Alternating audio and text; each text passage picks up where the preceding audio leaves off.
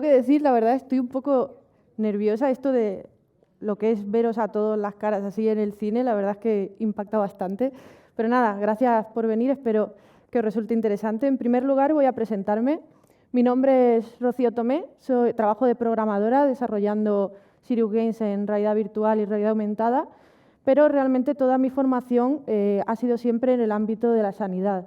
Al principio como técnico de autopsias, luego he estudiado para ser psicóloga con especialización en psicología clínica, pero bueno, actualmente trabajo de programadora. Aparte también por presentarme un poco, tengo una asociación sin ánimo de lucro de mujeres desarrolladoras de videojuegos que se llama FENDEVS, así que si queréis echarle un ojo, bienvenido sea, ¿vale? Venimos a hablar aquí de psicología y videojuegos. Obviamente, en media hora que dura esta charla no puedo enseñaros 4 años de carrera, ¿no? Simplemente el objetivo es dar una pequeña pincelada de cómo la psicología, el estudio de la psicología nos puede ayudar en el diseño y desarrollo de nuestros propios videojuegos, ¿vale? Entonces, para empezar, quería lanzar una pequeña pregunta al público, ¿no? Y es, ¿conocéis este juego? Sí. Un montón de true gamers aquí dentro de la sala. ¿Alguna vez os habéis preguntado por qué Super Mario, por ejemplo, avanza hacia la derecha?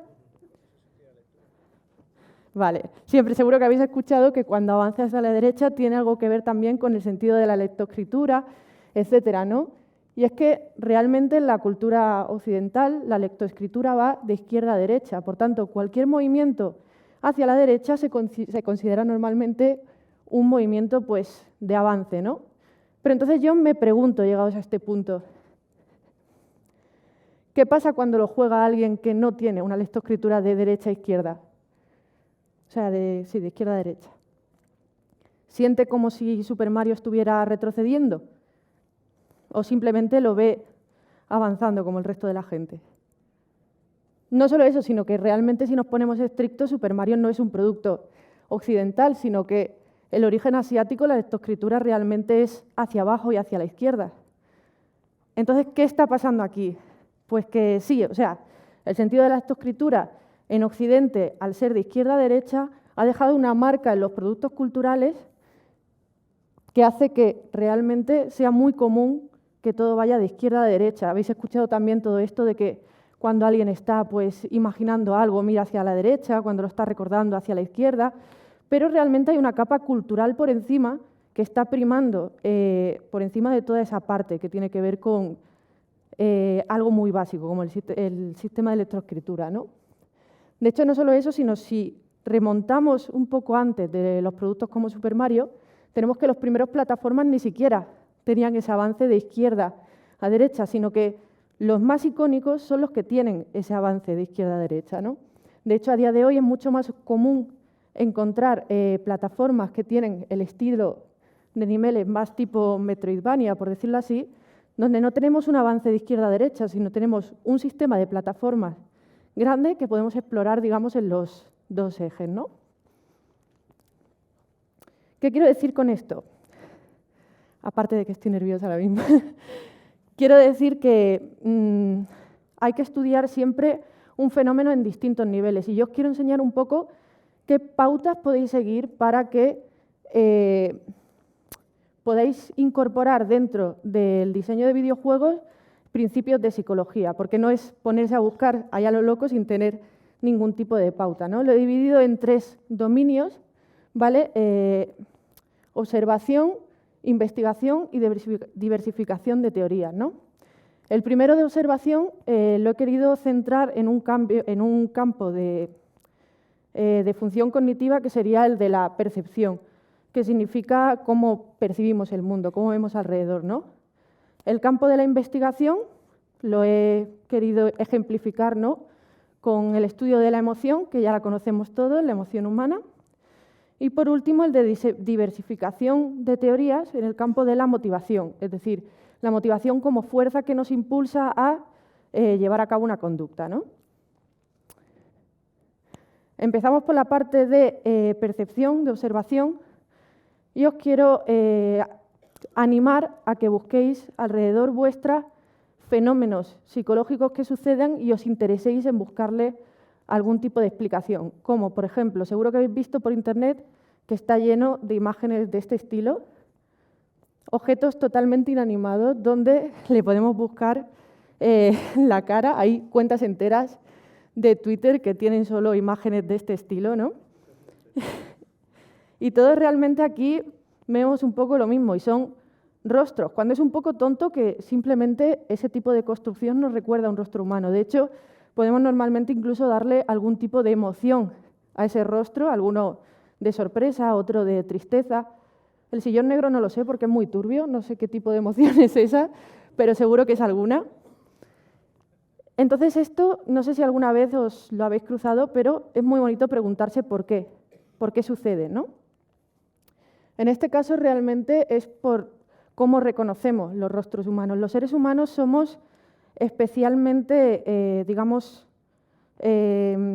los rostros humanos, como podemos decir, captan muy rápido nuestra atención, es decir, estamos como alertas a encontrar rostros humanos alrededor nuestro, ¿no? Entonces, cualquier cosa que puede parecerse porque tiene una composición más o menos parecida, capta muy rápido nuestra atención.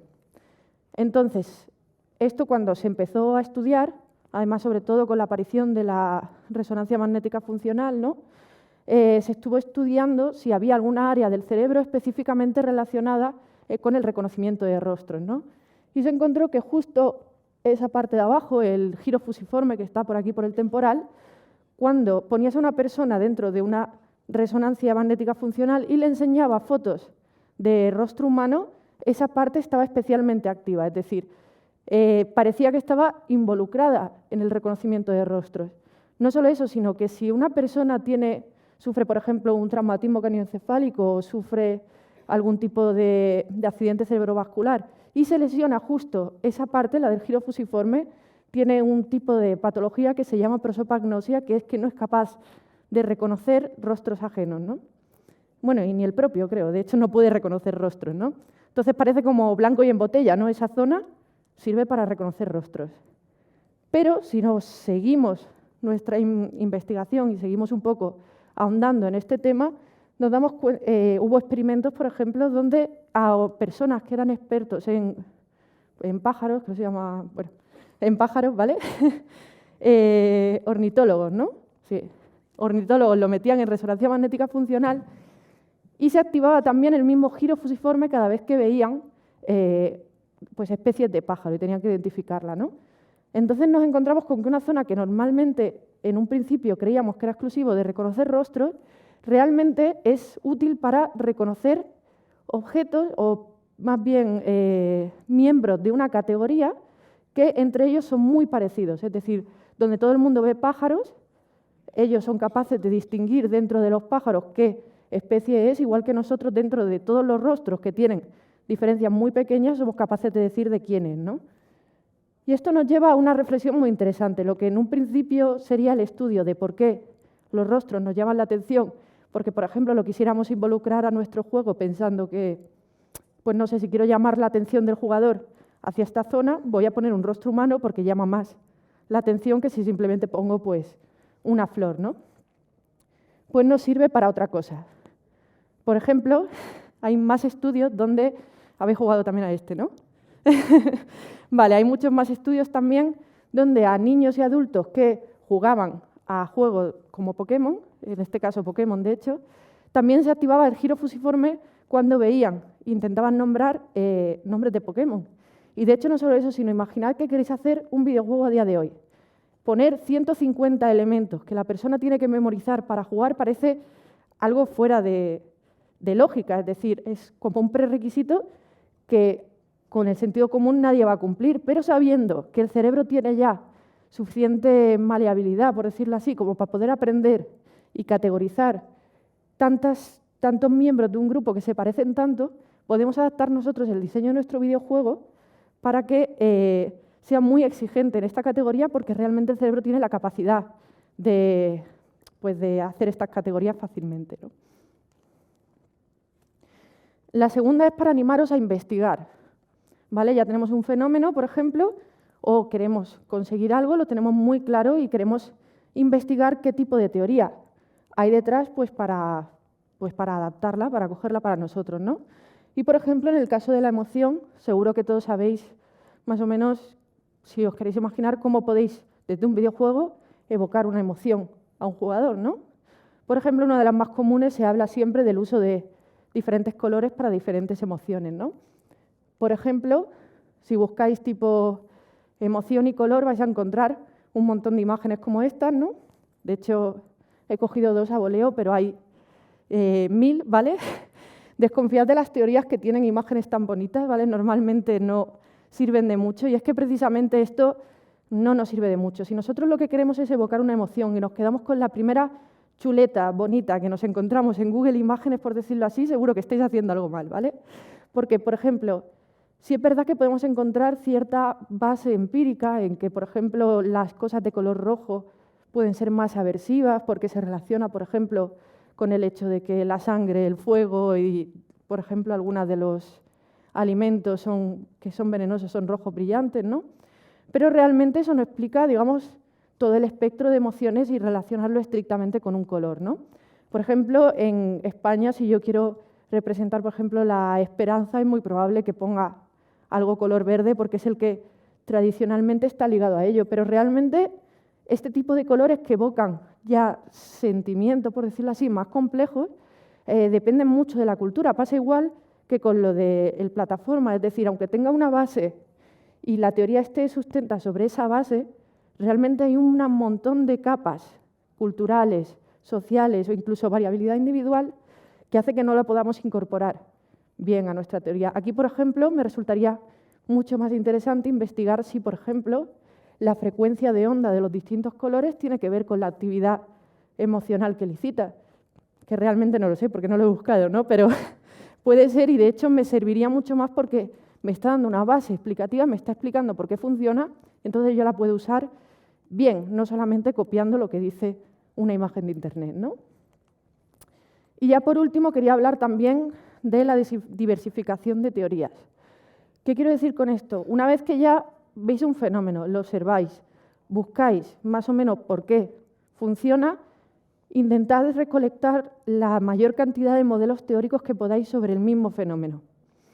Tenéis además la suerte de que no sois psicólogos, bueno, habrá alguno a lo mejor en el público que no me mate con esta presentación, pero no sois psicólogos, así que no tenéis que adheriros a un modelo teórico. No tenéis que coger dentro de todas las teorías un modelo y decir, este es el que voy a seguir yo a rajatabla, voy a descartar los otros, porque normalmente las diferencias entre modelos son más a nivel teórico, es decir, cuando quieres de verdad defender algo que piensas, ¿no? Vosotros tenéis la suerte de que podéis pillar distintos modelos teóricos, incorporar pequeñas partes y formar ahí vuestro producto, ¿vale? En el caso de la motivación, por ejemplo, pongamos una hipótesis, y es que yo estoy haciendo un juego de móvil y quiero que la gente pues, entre a jugar todos los días y además se gaste dinero con los nada famosos micropagos, ¿no?, dentro de mi aplicación. Entonces, si yo busco teorías de la motivación, realmente me puede ayudar a entender cómo juegos como Candy Crush, que digo yo que si tiene tanta gente algo tiene que estar haciendo bien, qué está haciendo para crear adherencia, para motivar a los jugadores a que jueguen y a que gasten dinero dentro de su juego, ¿no? Cuando quieres buscar, por ejemplo, lo primero que te puedes preguntar es, vale, y yo tengo recompensas, la puedo dar de diferentes maneras, pero ¿cada cuánto lo doy? ¿Tengo que darle recompensas todos los días? ¿Tengo que darle recompensas solo una vez al día? ¿Qué es lo más efectivo, ¿no? Es muy probable que os crucéis con algo como los programas de reforzamiento, que esto es, pues, digamos, de lo más básico que hay dentro de psicología, ¿no? Y nos viene a decir que dependiendo de la frecuencia en la que das recompensas, va a tener un efecto o algo u otro porque te estás adheriendo a un tipo de programa de reforzamiento. Por ejemplo, podemos dar recompensas solo de vez en cuando, cada cierto tiempo, cada vez que juega cierto número de veces, ¿no? Entonces, si nosotros cogemos el tipo de recompensas que dan, por ejemplo, los juegos tipo Candy Crush y las colocamos dentro de estos programas de reforzamiento, nos encontramos, por ejemplo, que las recompensas diarias serían un programa de reforzamiento intermitente de intervalo fijo. ¿Por qué? Porque sabemos que es cada 24 horas, el usuario lo sabe, así que no solamente estás creando como la costumbre de que una vez al día entre a por la recompensa, que eso ya es un paso, sino que estás reforzando la propia conducta de entro en el juego, es decir, abro el juego, me aparece mi recompensa, aquí lo tengo, ¿no? La siguiente sería pues la intermitente de intervalo variable, que es recompensa tras varias horas. Seguramente si sois aficionados a juegos de móvil, os salen este tipo de, dentro de 12 horas puedes volver a coger este power-up, o dentro de 3 horas, o dentro de 3 meses vamos a tener este evento, ¿no? Son diferentes intervalos de tiempo y la recompensa varía en esos intervalos de tiempo, ¿no?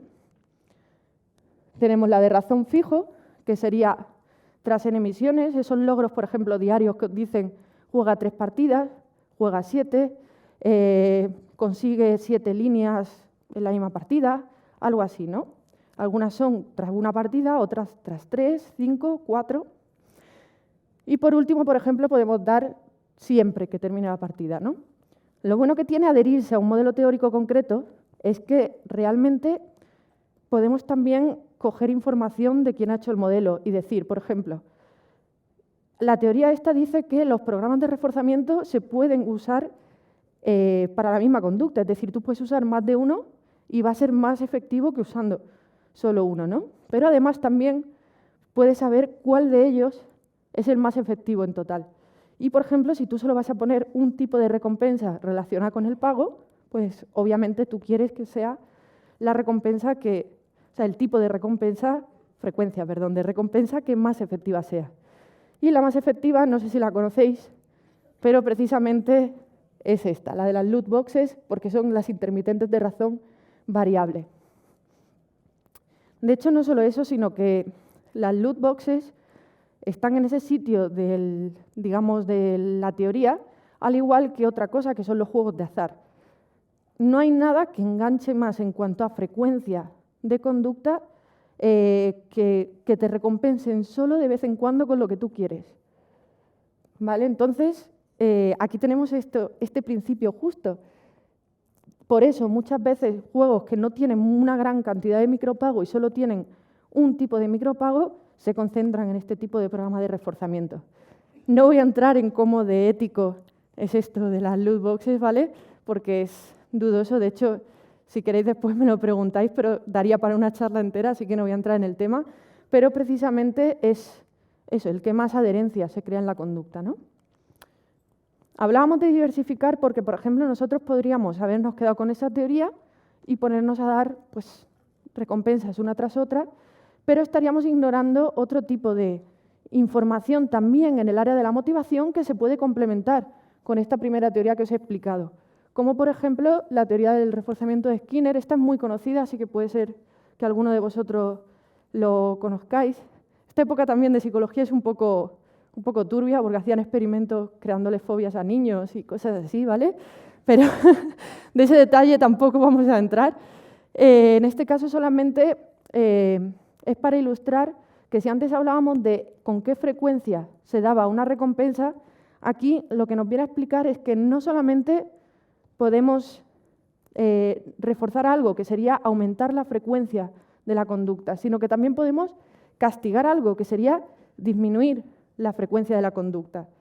Pero no solo eso, sino que podemos reforzarlo quitando cosas desagradables o podemos castigar quitando cosas agradables. ¿Veis la combinación? Si nosotros colocamos esas dos variables en una matriz, nos salen 4 tipos de elementos. 2 que aumentan la conducta, que son los refuerzos, 2 que disminuyen la conducta, que son los castigos, 2 porque quitamos estímulos y 2 porque damos estímulos, ¿no?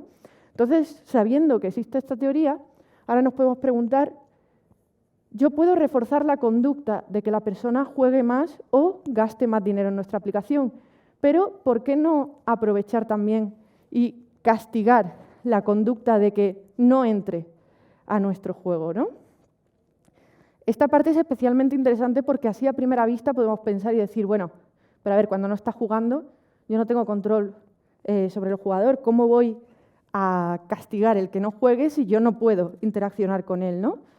No, porque realmente estos programas de reforzamiento funcionan y cualquier tipo de programa de reforzamiento funciona porque la persona relaciona lo que está haciendo con la consecuencia que le viene. No tiene por qué ser en el momento, sino que lo va a relacionar con algo que ha hecho. Si ese algo que ha hecho es no jugar el día anterior, si cuando ha entrado se ha encontrado algo desagradable, le estás disuadiendo de no jugar, ¿vale? Entonces, por ejemplo, en lo que sería fortalecimiento de la conducta presentando un estímulo, obviamente el estímulo tiene que ser agradable, ¿vale? Te tienen que dar algo agradable para que tú quieras seguir jugando. Aquí tenemos, por ejemplo, pues ganar un logro o ganar un personaje nuevo, ganar lo que tú quieras, ¿no? Algo que te den que sea agradable. Si queremos, por ejemplo, fortalecer la conducta, pero suprimiendo un estímulo, que ojo, esta es la que suele ser más efectiva para reforzar la conducta, tenemos, por ejemplo, evitar los tiempos de espera. Si veis, es de las cosas más comunes que encuentras dentro de un juego, que es que tengas que pagar para saltarte el tiempo de espera. ¿Por qué? Si lo pensamos bien, esperar es algo desagradable, es algo que no nos gusta. Si nosotros pagamos para no tener que esperar, no es que nos estén dando algo, es que estamos evitando algo desagradable, que es esperar. Y eso precisamente es incluso más efectivo a que nos den una recompensa, ¿vale?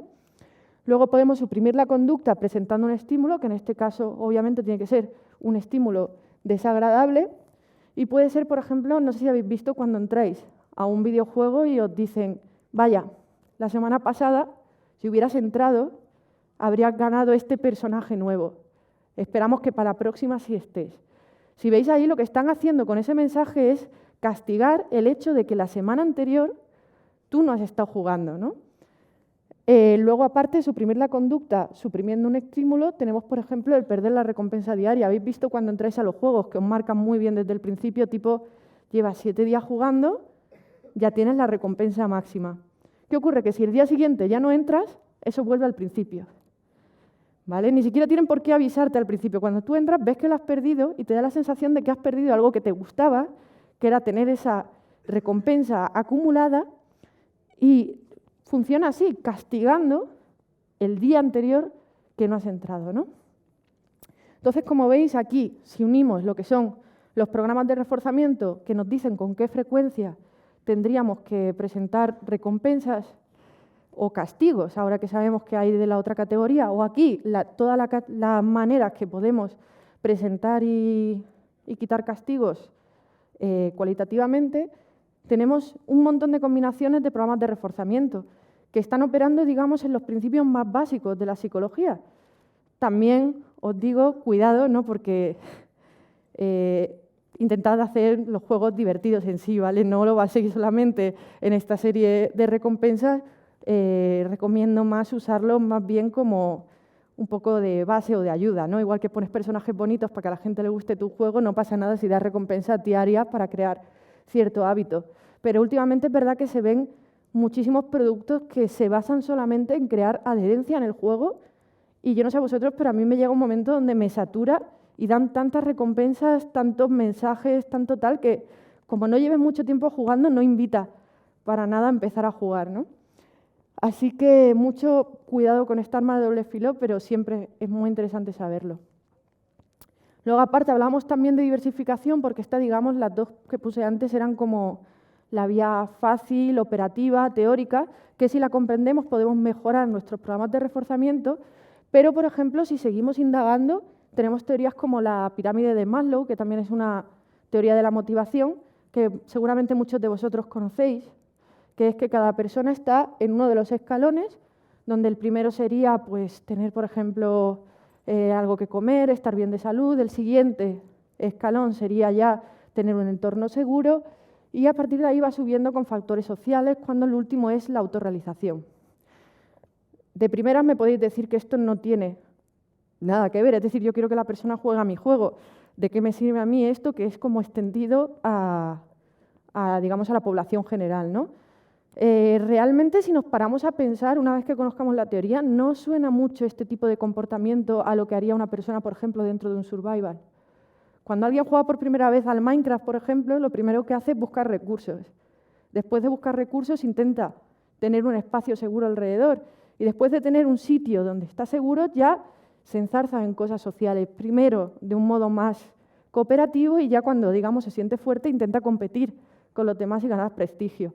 Pasa lo mismo con los MMORPGs.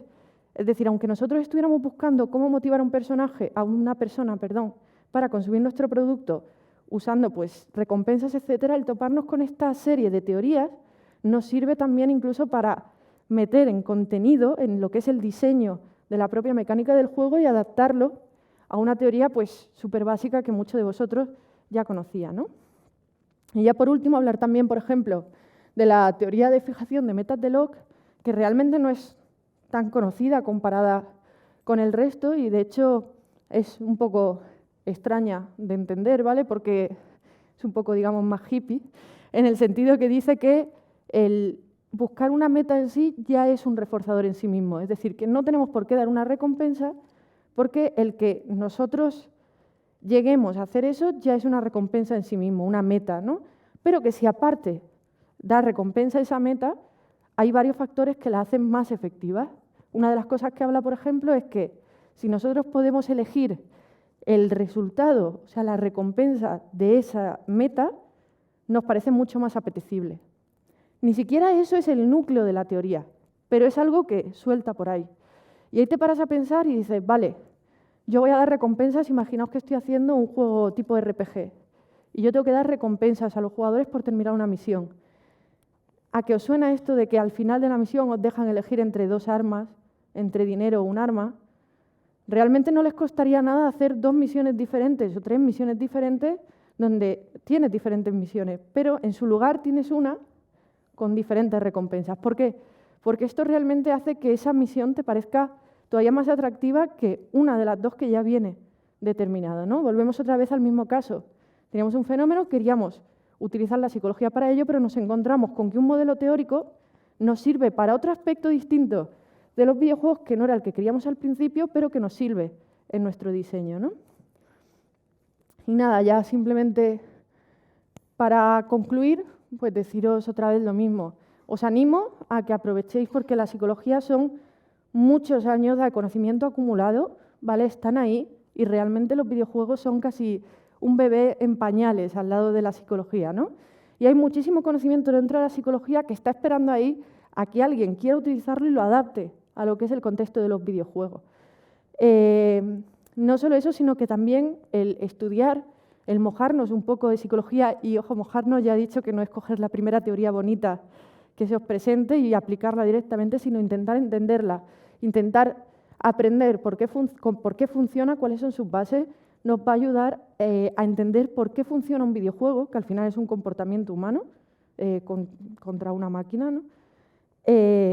Saber por qué funciona a un nivel muy bajo. Y como tal, podemos manipularlo para crear un poco el resultado que nosotros queremos. Y eso solo se da cuando de verdad estás comprendiendo el modelo teórico.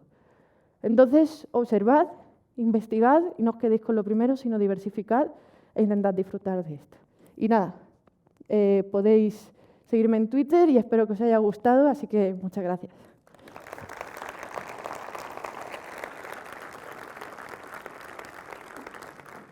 Vale, lo he clavado, quería dejar más o menos 10 minutitos para las preguntas, así que si tenéis alguna pregunta estaré encantada. Genial. Lo que queráis. Hola, gracias por la charla.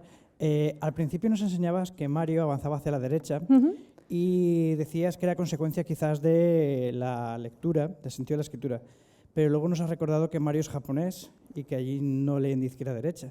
Entonces, ¿por qué de izquierda a derecha, Mario? Vale. Es que realmente lo quería usar para ejemplificar que no es una respuesta tan simple. Seguramente la lectoescritura tenga algo que ver, teniendo en cuenta también que al final la cultura occidental con la globalización ha contaminado, digamos, la manera en la que el formato audiovisual, tanto en cine como en series como en videojuegos, funciona.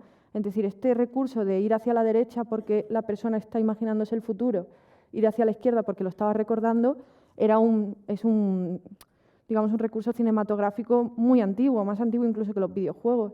Entonces, al final, esa lectoescritura sí contaminará de alguna manera la razón, pero la razón principal es que sabemos jugar a videojuegos.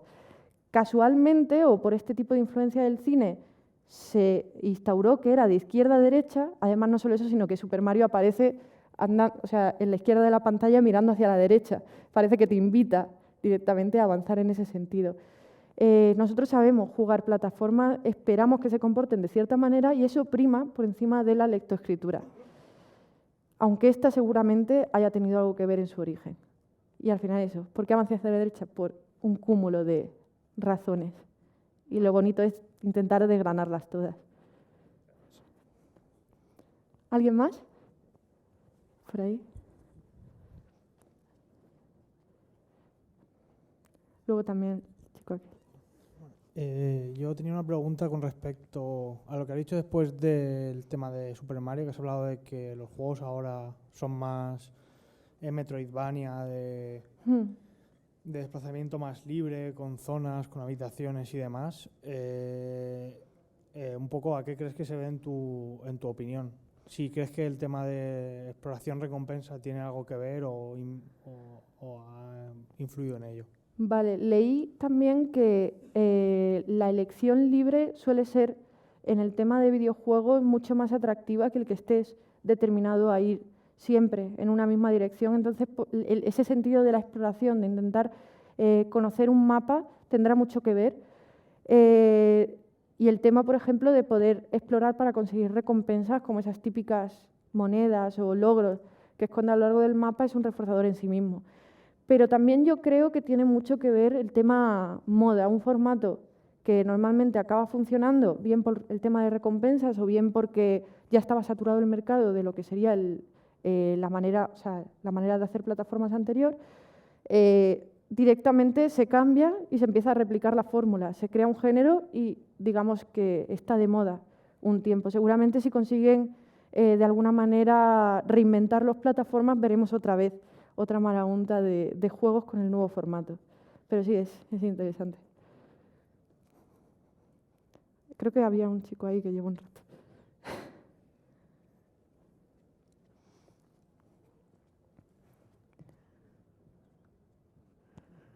Y tenía miedo de que no hubiera preguntas. Hola. Vamos a ver, igual que los colores has dicho que son dependientes un poco del contexto cultural, la música sería más o menos igual, ¿no? Si yo quiero meter a un jugador en un estado de flujo en el que se vaya reforzando esa parte del hipocampo, en la que se memorizan las categorías y todo esto, ¿qué es más efectivo, la música o el color? ¿O va por cultura? Lo bueno que tienen es que son categorías sensoriales diferentes y se pueden retroalimentar, es decir, las puedes utilizar y lograr un efecto, digamos, combinado más grande, porque son categorías sensoriales diferentes.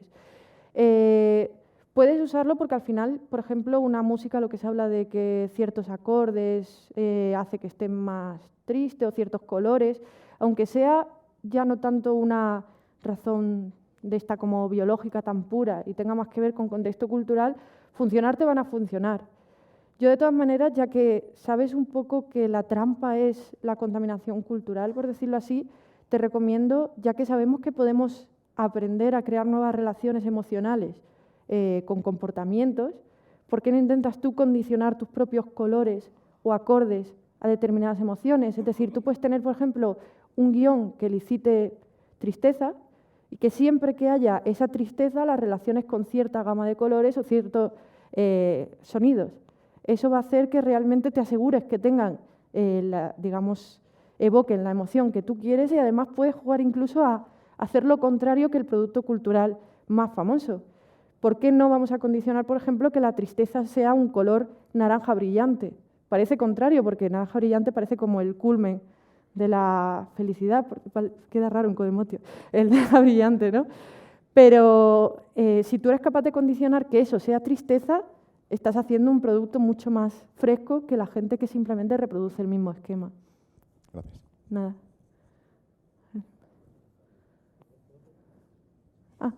Podría hacer muchas preguntas, pero... Ya he visto asistir todo el rato así. Sí.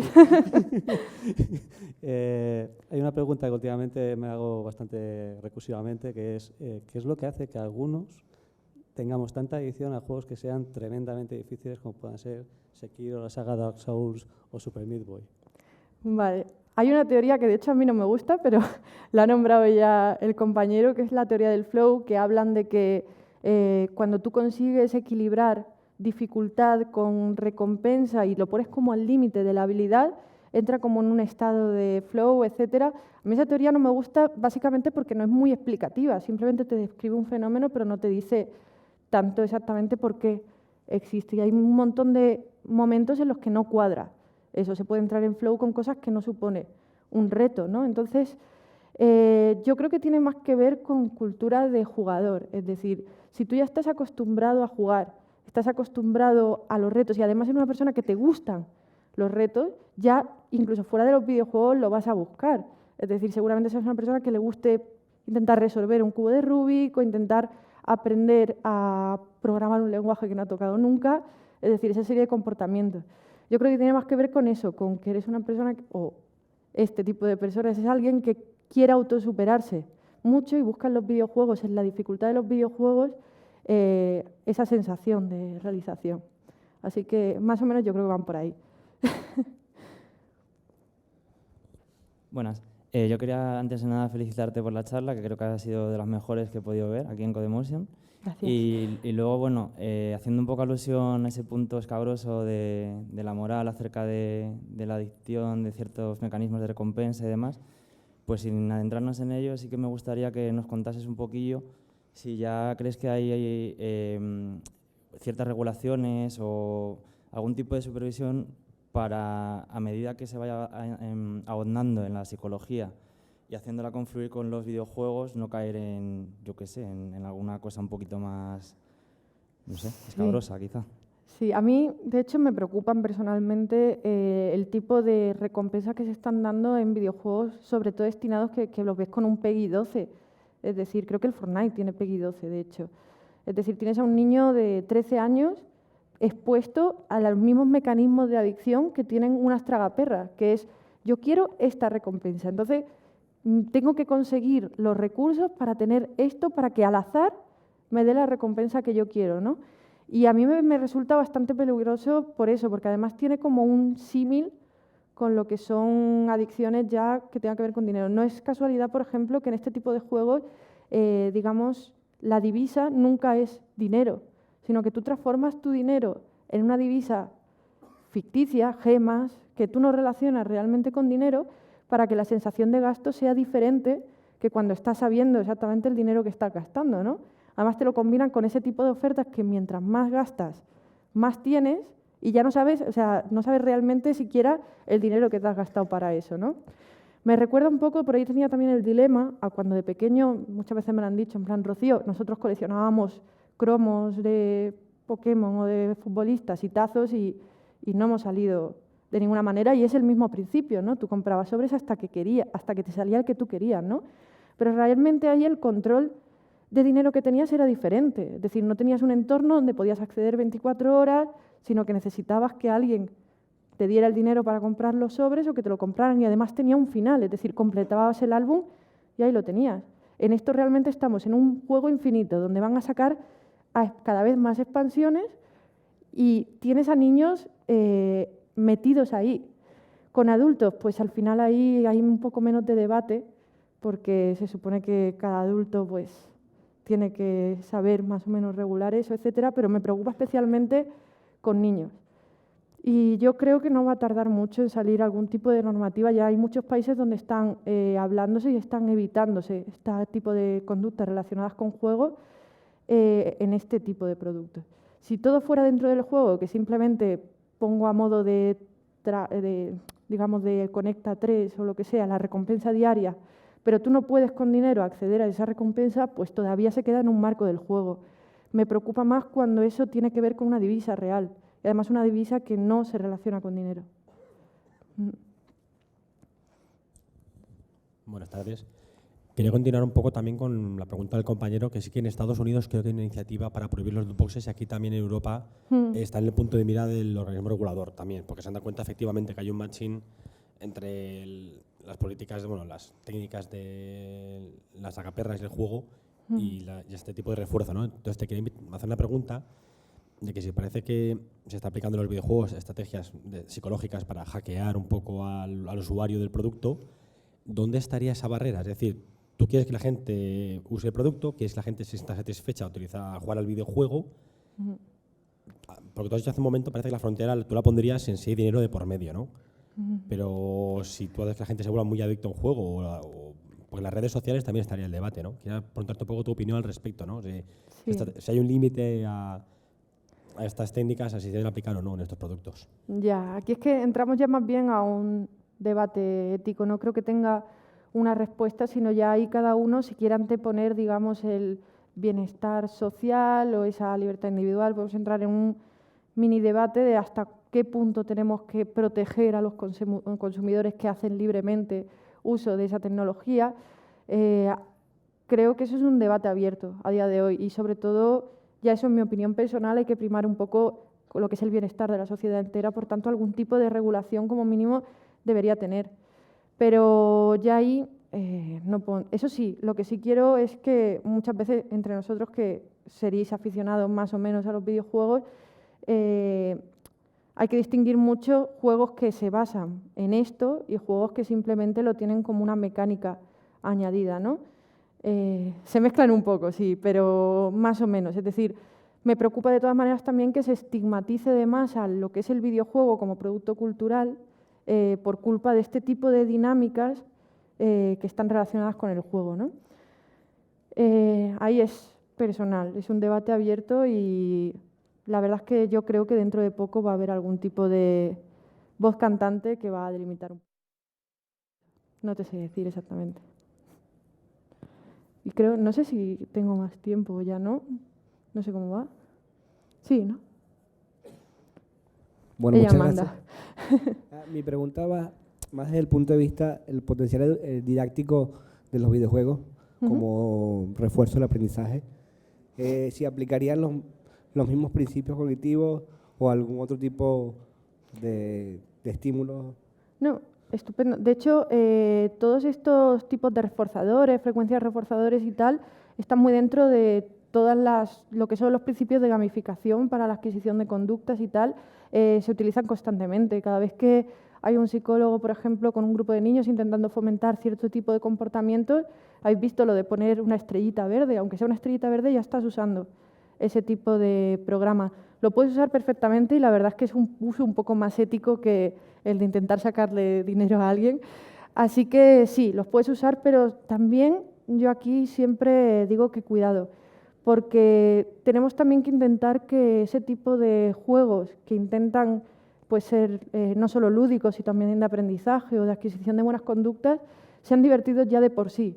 Porque si tú basas un juego solamente en dar recompensas todo el tiempo, llega un momento donde no resulta el juego en sí atractivo y no va a ser, digamos, útil, ¿no?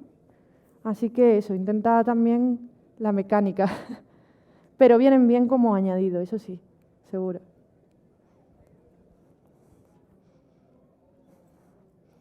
Creo que hay una mano enorme allí.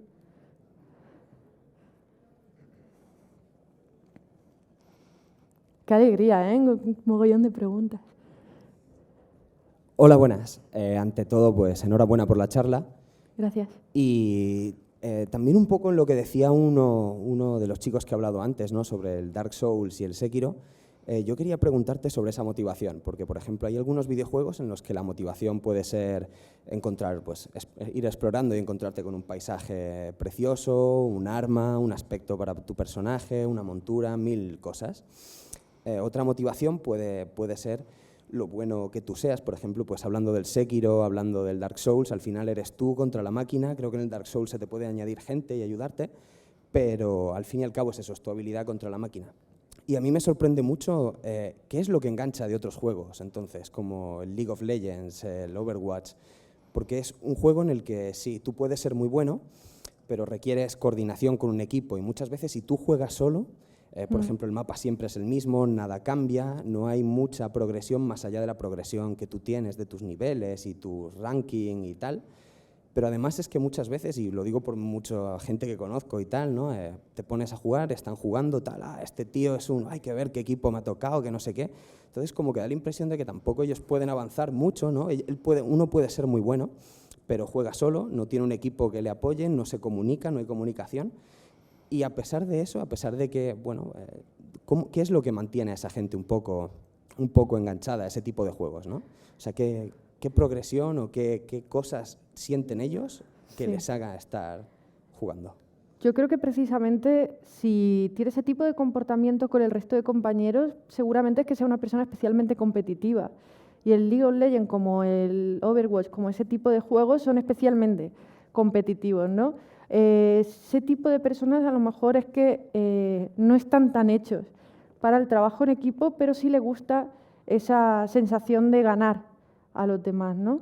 Es verdad que la victoria, cuando hay muchas más personas involucradas, suele ser más satisfactorio, por eso también los juegos que tienen equipos suelen crear dinámicas competitivas mucho más personales, más, digamos, más fuertes que los deportes, por ejemplo, que son 1 contra 1 o 1 contra muchos, que no sé si hay alguno. Pero yo creo que es eso, la propia competitividad, igual que el tema de Dark Souls, es la propia sensación de conseguir finalmente algo que llevabas mucho tiempo luchando, y eso hace que la meta sea muy valiosa porque es algo muy difícil de conseguir, entonces tú le estás dando un valor que refuerza todas las horas de sacrificio que le has podido echar. En este caso es simplemente el factor de competición, de poder medirse contra los demás, incluso seguramente cuando pierde sea culpa de los que están alrededor y cuando hayan ganado es porque le ha hecho 14 kills, ¿no? Entonces ahí es todo competición. Así que es eso. Creo que ya se va la hora, ¿no?